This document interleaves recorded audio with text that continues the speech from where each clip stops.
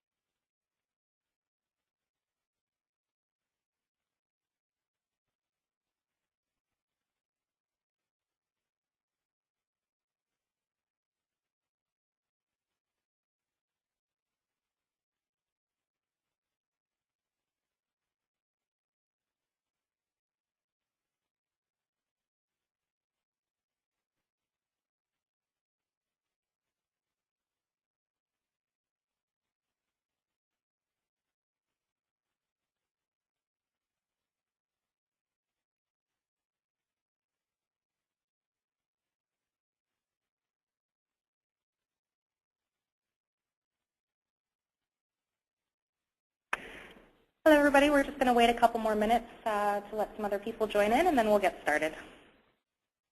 If you're having any problems viewing the screen or hearing, if it's cutting out or lagging, please let us know in the chat. We'll begin in a minute. Thanks.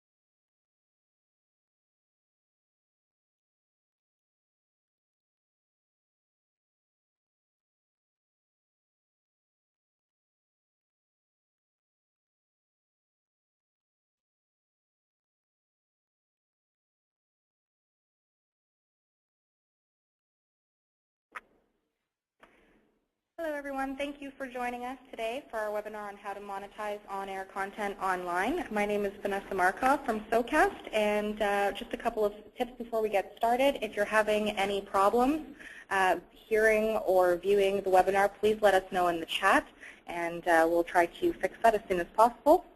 And to get started, I'd like to introduce you to your presenter today, Elliott Hurst, who's the co-founder and CEO of SoCast. Elliott has an MBA in Arts and Media specialization and over 20 years of experience in the media and entertainment industries. Over the last 5 years, Elliott has dedicated himself to investigating how to integrate digital into the radio broadcast industry. So the purpose of this webinar is to reveal information and effective practices for radio to increase revenue through digital and integrated advertising. The webinar is roughly 30 slides, and afterwards there will be a Q&A period with Elliott. Please submit your questions via the question pane in your control panel whenever you're ready, and they will be answered in queue at the end of the webinar. And now I'll pass you off to Elliott.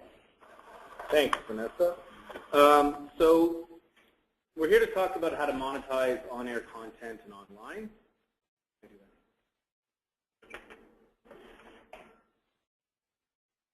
Oh, there's somebody chatting. Hold on, before we start. Oh, no, that's me. Oh, okay, good. All right, so first, we'll start off with the agenda. All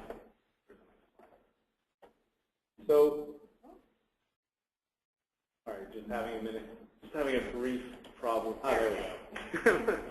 Okay, so the agenda is the digital sales opportunity will be explained. Then we'll talk about selling your audience to advertisers, delivering your audience to advertisers, growing your database, and Q&A afterwards. I would like to start with a poll first. So Vanessa, could you please launch the poll? So the poll is open now. So if you have a quick look at the poll, you can vote at your leisure. But basically, it's what is holding back digital sales for my company? Is it low buyer demand? Is it a lack of tools to manage? Is it a lack of company know-how? Or nothing? Our digital sales are actually growing. We're doing fine. So those are the options there. So the digital sales opportunity. In today's digital age, you must be able to provide specific information about your audience that relates to your advertiser's target. This is what your competition is doing. If we look at digital ad spending, it's trending in such a way so that we have a growing segment of internet spending. Other factors seem to be relatively stable with the exception of print, which seems to be taking the biggest hit. There also is an outdoor hit of some sort and smaller hits to radio and to magazines. But really, the growth is in the internet. And who wants that internet growth digital spending dollars? Well, the answer is everybody. Everybody wants it. So your competition is going to be high on this one. And everybody wants a slice of those digital dollars. Radio stations' opportunity, though, is to leverage things that they have over these other media. And being a local and trusted brand makes radio uniquely positioned to really grab the ability to be the local digital ad agency, especially for all those local shops that make up so much of the ad budget right now.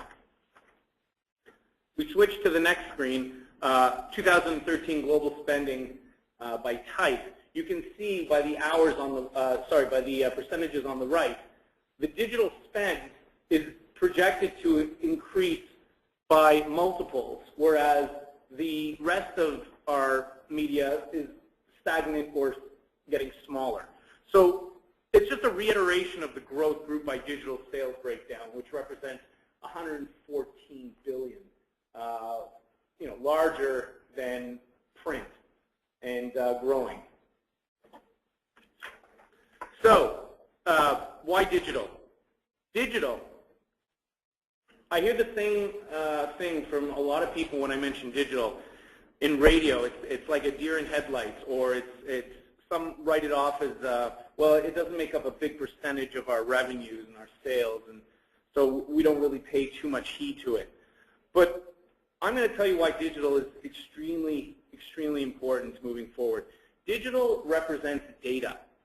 You can collect accurate and traceable data. You can take that data and slice up your audience by targeted demographics. It's accessible on multiple devices when you're dealing in digital. That means your content is accessible on multiple devices, communications on multiple devices. It's available on demand. It's non-linear. It's got all these things that basically make it a haven for the consumer or the audience. And the challenge here is to harness that audience. So, I mean, if you have the ability to get granular with your data, wouldn't it be great to know if you had 1,000 people in your database who absolutely loved golf, for example, as opposed to 50,000 you were randomly, casually advertising to? Those 1,000 are probably worth a lot more if you have the right tools in place and the right channels to sell them to advertisers. Your non-radio competitors are already doing this, and they're already putting these types of practices into play because they were born in the digital age. You still, as radio companies, have the position, the local trusted position, to own those 1,000 golfers. It's the same route to revenue. Digital is not a crazy, mysterious word. Online is not a crazy, mysterious word. It is different, but in essence, it is the same. With ad revenue, you need content, you need marketing, and you're measured by ratings. With online, you have the same content, you have the same marketing, but you're measured in terms of engagement. The engagement factor is really a growth opportunity for radio, because whereas ratings represents a percentage basis and a sample size, engagement is measured with exact numbers.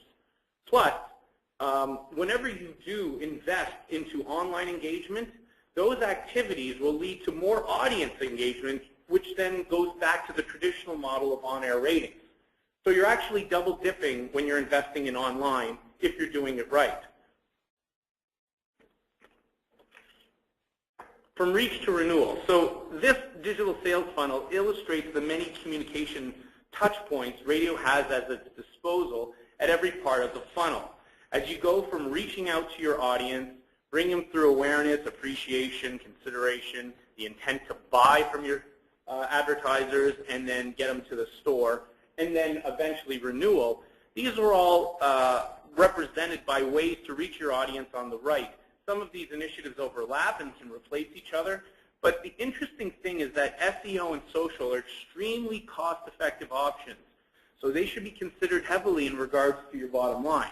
Although you're welcome to spend on the other initiatives as well, the idea is that you want to have the right mix because certain people respond to different types of communication better. Selling your audience to advertisers. In today's digital age, you must be able to provide specific information. This is key to getting your advertisers on board. Now, Seth Godin, the guru, his book, Small is the New Big, outlines that today's marketing relies upon the bringing together of small groups of very interested people directly to the advertiser. And that's what data can do. It can help you identify these groups by target demographics, whatever you choose as the demographics, location, preferences, and behavior can even be tracked, especially through social means and how they interact with your content. Now, to identify these small groups, right, what we want to do is collect data points to better segment this audience. So listener club signups, social media insights, contest signups, conducting polls and surveys. All of these will help you identify these various small groups within your audience, and then you'll be able to target and engage these small groups with the right content and offers. Demonstrating that you know your audience intimately and having that backed up by data provides confidence to your customers and media buyers. The results generate higher CPMs and renewals. That's what you're going to be measured on when you're talking digital, is results, conversions, getting people to do something. If you can prove that you can do that, you will get renewals and your CPMs will go up. So delivering your audience to advertisers. Well, we mentioned to multiple touch points, and we also talked about packaging them, either as a promotion or on a la carte. You have many touch points to choose from, website touch points, social inventory, email lists, SMS, and non-digital inventory such as on-air and live remotes. All of these factors can be combined into an impressive bundle designed to generate some sort of action. Engaging contests represents a real driver. Contests mobilize your audience to commit to an action, whether it's an opt-in, a sign-up, a vote, or some other kind of action. Proving you can cause your audience to be driven towards this desired action is the key to these types of sales. Sweepstakes is another good version of contest because you utilize the data generated by the contest. It also provides value add to the sponsor and the advertiser, but also to you, the station, because each time one of your audience members joins your listener club, and each time they participate with a contest promotion or piece of content, their profile is being built. And when that profile is built, you'll have a much more clear idea from the data of who this listener is and what small groups he or she belongs to. Email marketing. Email marketing gives you yet another opportunity to market your audience on behalf of your advertisers. This inventory is even more valuable when you filter that audience based on specific demographics and interests. Social is growing, but email remains very effective. And email addresses are unique and ubiquitous by platform, and they're usually used for password retrieval and other types of security measures for the person. So email is not going away just because social is growing, but social represents a new set of touch points opportunities. So once you understand your audience, you can send email campaigns that are either part of a bundle or just as special offers and coupons that are targeted to that segment and to that particular viewer's particular audience member's taste. Social media inventory. Now, while this is more of a programmatic engagement, it is the tip of the iceberg in terms of support for more integrated campaigns involving social. So what we have here is, I know we're a little far away from sponsored posts and tweets, although it is happening at the native level in terms of Twitter and Facebook. But by creating either social contests or generating more visual inventory by interacting with, intersecting your content, which is your talent, and intersecting that with your sponsors, which in this case is XCopper. You have the morning show host pointing out that radio advertising works by hooking up one of his audience members with the right phone number for XCopper, which is a sponsor of the radio station. So it's that nice little integration. It seems genuine, and it comes across looking good for everybody. Plus, now this guy's going to run around town telling everyone Dean Blundell hooked him up with XCopper. So nice vibes all around, and all done by utilization of social media inventory and leveraging your talent. Promo code tactics. So promo codes are an excellent way to track and measure ROI. You can use a different code for each ad and see how many sales are generated. It's good for providing with partners and sponsors with special discounts that they can distribute to their audiences. You can set up a sense of urgency by setting a time-based deadline or a quantity-based limit. You can provide partners with commissions, and you can integrate with Facebook or other third-party apps. You know, the more offers you put out there, the more data you're going to collect from your audience.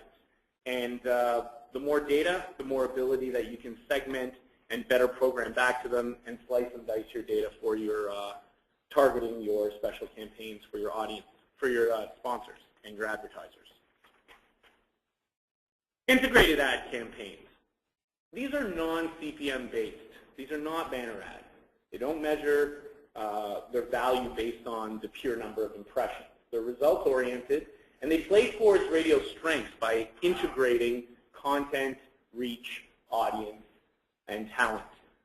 Here we have an example of the Casby Awards being presented by Molson Canadian, which has a direct click-through for more details on a wide mouth bottle launch. Obviously, there's way more touch points than just the Facebook page, and these are often sold as a package. And what you can do is this is your radio station essentially acting like a local digital agency.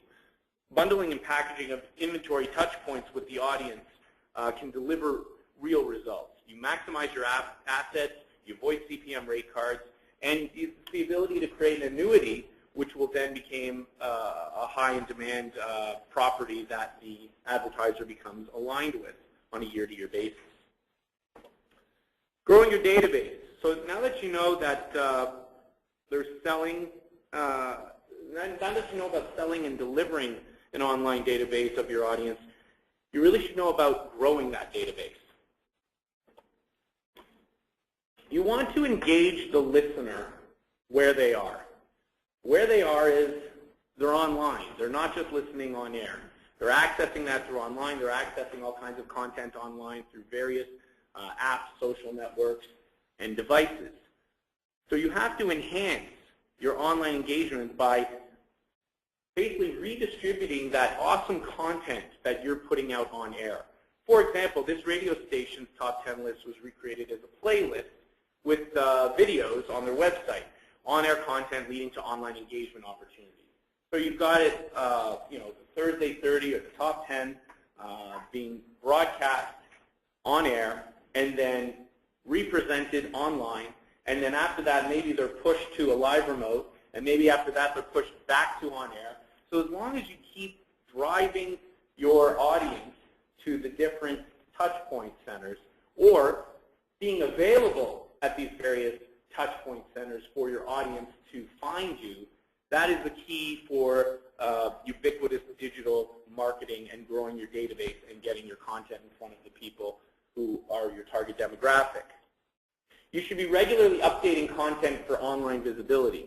5 posts a day just won't cut it. There's algorithms in Facebook which make it preferable for some types of content to show up in certain screens and not preferable for other screens. Just because you put it out doesn't mean it gets pushed to the top. The same goes for Twitter. Twitter is actually an absence of algorithms, but there's so much sheer noise in the streams of Twitter, putting out 5 tweets a day will barely get noticed. So that's why you need to constantly be posting. And a publishing software tool with the ability to schedule posts in the future is highly recommended for this because it's really an efficiency play there, but also to track all the data and in one dashboard of all your social efforts. So basically you want to have fresh content, which increases your search rank, which helps with SEO. You want to have more depth to your website, which creates more ad inventory. And obviously, the more traffic, the more value. Using social media as a marketing tool is a fantastic opportunity for many reasons. First of all, the medium itself is free.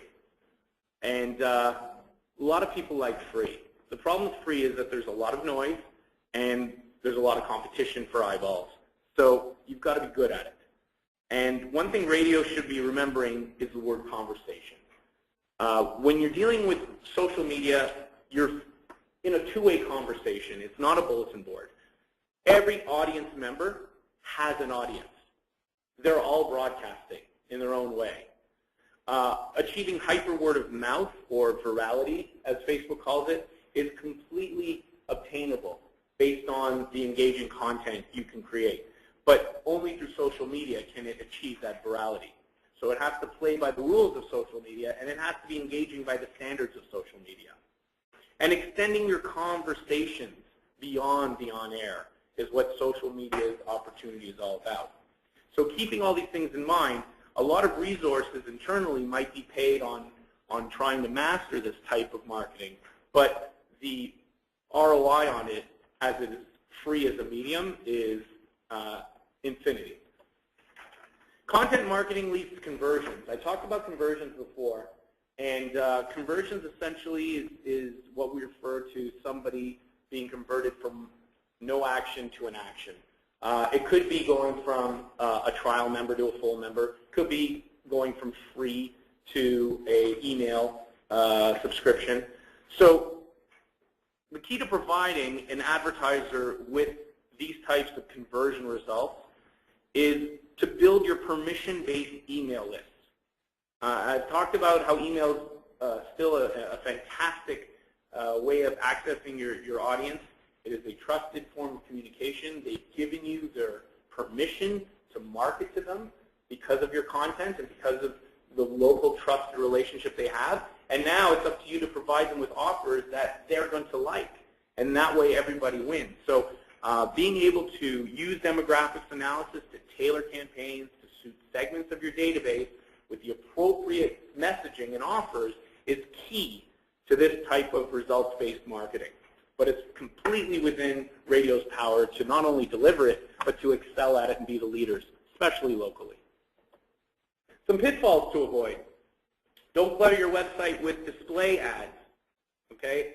The day of display ads as a main revenue generator for anybody but the giants like Google and Facebook and so on is kind of over. I mean, they do represent a revenue stream of sorts, but overdoing your website with display ads just because you want to grab that banner ad revenue is tacky, it's ineffective, and it clouds the content and your brand. Do not package your online inventory sales as add-ons. This was done in the early days of radio when it was understood about the value of online inventory, but you scream that my online inventory has no value when you do that. Don't waste your valuable web space with generic, irrelevant content. This also devalues your brand. If it's not good enough to go on air, it shouldn't be good enough to go on any of your properties. Do not overdo it with sponsored posts in social media. This is vital. You have to be very careful about the way you involve client-sponsored messaging or some sort of anything to do with sponsors in your social media because you don't want to violate your audience's trust.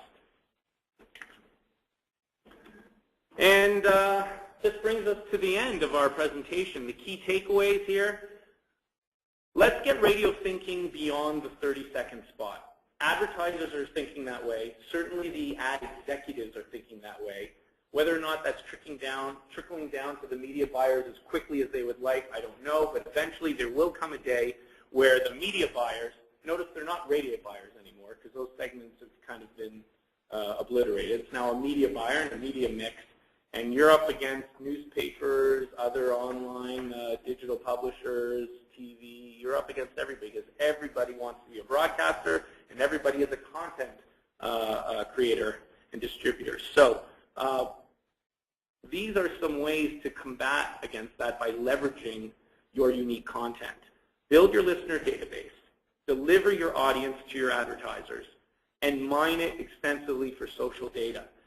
There are many revenue-generating opportunities outside of the banners and the big boxes, and there are so many different ways to incorporate advertisers online and in your various properties and to give them value and to show them where your audience really lies. And that is through multiple cross-platforms and through proof of database targeting. And radio has the ability to become a leader in this arena and also to dominate as the local trusted digital agency for their advertisers. Okay, so we've got some time for Q&A and maybe review the poll. So I'm going to turn it over to Vanessa again and see what we got in terms of any questions. Okay. As I mentioned before, if you have any questions, please feel free to enter them in the question pane now, and we'll try to get to as many as possible. Elliott, I'll start off with our first question here. How many sponsored Facebook posts per day or week are considered acceptable? Okay, so different people have different philosophies on this, but the general practice that I've been hearing about is 5 posts an hour, I think, is the amount. And you know, mixing it up in terms of content and keeping it fresh, trying not to put posts for the sake of posts. I mean, there's actually a fantastic Facebook feed if you want to see some examples of what one fan thinks not to post on social media.